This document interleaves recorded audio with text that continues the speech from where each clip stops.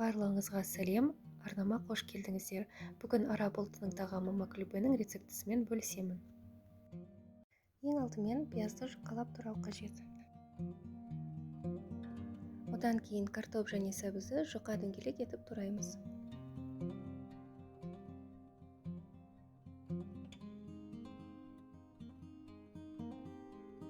Етті жіңішке, өздеріңізге ыңғайлы болатындай етіп тураймыз.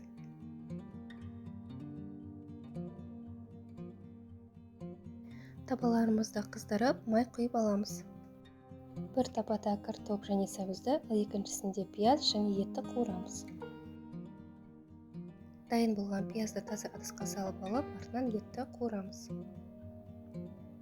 Ал көкөністерді екі жағынан да қыздырғанша қуырамыз.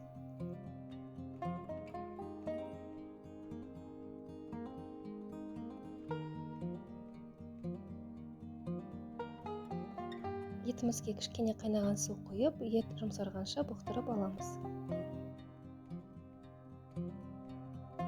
Дайын болған көкөністерді таза ыдысқа салып аламыз.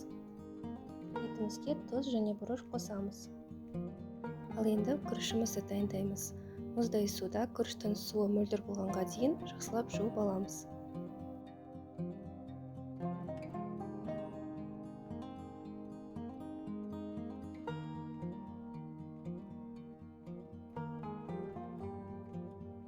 Қызанақ және қиярды дайындап аламыз, ол үшін оларды кішкентай текше етіп тураймыз.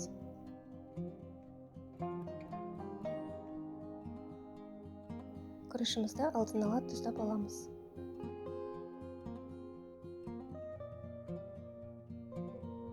Табамыздың астын кішкене майлап аламыз. Ең алдымен кішкене пияз саламыз, одан кейін ет. Еттен кейін картоп және сәбіз, одан кейін күрішіміздің жартысын саламыз. Келесі қабат бәрін қайтадан қайталаймыз. Ет, пияз, картоп, сәбіз және қалған күрішіміз саламыз. Ал сіздерден кішкентай өтініш, арнама жазылуды ұмытпаңыздар.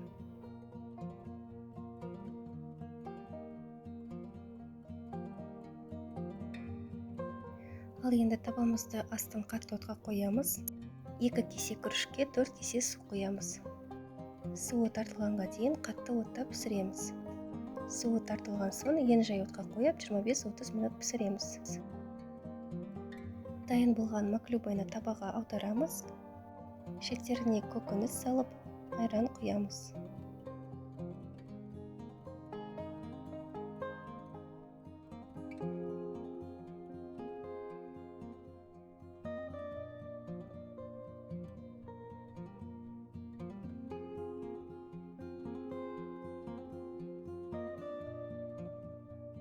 Маклюбе тағамымыз дайын. Егер рецепт ұнаған болса, лайк басып және арнама жазылуды ұмытпаңыздар.